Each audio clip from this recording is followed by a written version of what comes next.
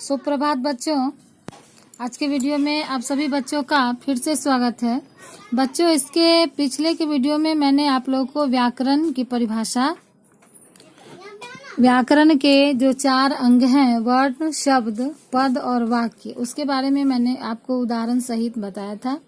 अब अगला जो आपका टॉपिक है वो है लिपि। लिपि क्या है, किस प्रकार लिपि का विकास हुआ।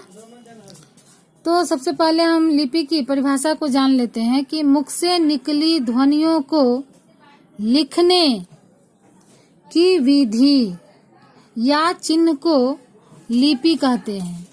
जब भाषा का विकास हुआ तो बोलने के बाद लोगों को महसूस हुई कि अब इसे लिखित रूप में भी व्यक्त करना चाहिए। तो लिखित रूप में व्यक्त करने के लिए ताम्रपत्रों पर, शिलाओं पर, जगह जगह पर जो है सो इस लिपि को लिखा गया, चिन्ह बनाए गए।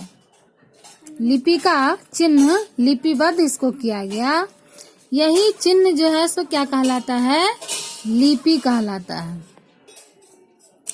प्रत्येक लिखित भाषा में हर ध्वनि के लिए कोई न कोई एक चिन्ह निश्चित होता है और इन्हीं चिन्हों को वर्ण या अक्षर कहते हैं। तो इस प्रकार बच्चों, जैसे हिंदी, संस्कृत और मराठी देवनागरी लिपि में लिखी जाती है।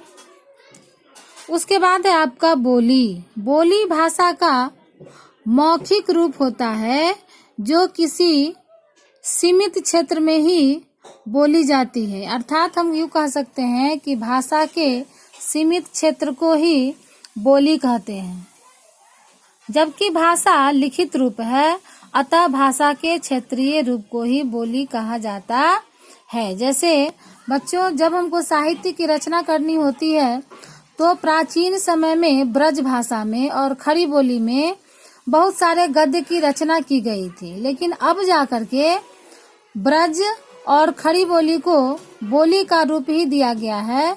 इसे भाषा की श्रेणी में नहीं रखा गया। जैसे राजा शिव प्रसाद सितारे हिंद, भारतेंदु हरिश्चंद्र ऐसे कहानीकार थे, गद्यकार थे, जिन्होंने खड़ी बोली में बहुत सारे गद्य की रचना की थी। ब्रज भाषा में भी बहुत सारे, जैसे सूरदास हुआ, तुलसीदास हुआ, इन्होंने ब्रज भाषा में भी बहुत सारे रचनाएं की हैं। लेकिन अभी जो तत्कालिक रूप है उसमें ब्रज भाषा और खड़ी बोली को बोली का ही रूप दिया गया है।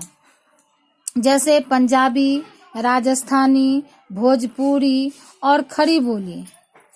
उसके बाद आपका है कि भारत के संविधान में कितने भाषाओं को सम्मिलित किया गया है। तो इसमें है 22 भाषाओं को सम्मिलित किया गया है, जिसका नाम आपके एक बुक में लिखा हुआ है, आप उसको देख लेंगे। जिसमें हिंदी भाषा को राजभाषा का दर्जा दिया गया है। यही कारण है कि 14 सितंबर को प्रत्येक वर्ष हिंदी दिवस के रूप में मनाया जाता है। बच्चों, इस बात की भी जानकारी आपको होनी चाहिए कि हिंदी भारत की द्वितीय भाषा है, विश्व की द्वितीय भाषा है, जो सबसे अधिक बोली जाती है और समझी भी जाती है।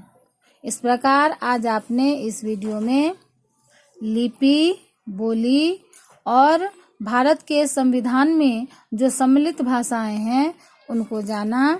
अगले के वीडियो में हम जानेंगे आपका जो व्याकरण का दूसरा चैप्टर है, वर्ण, उसके साथ हम लौटेंगे। तब तक के लिए धन्यवाद।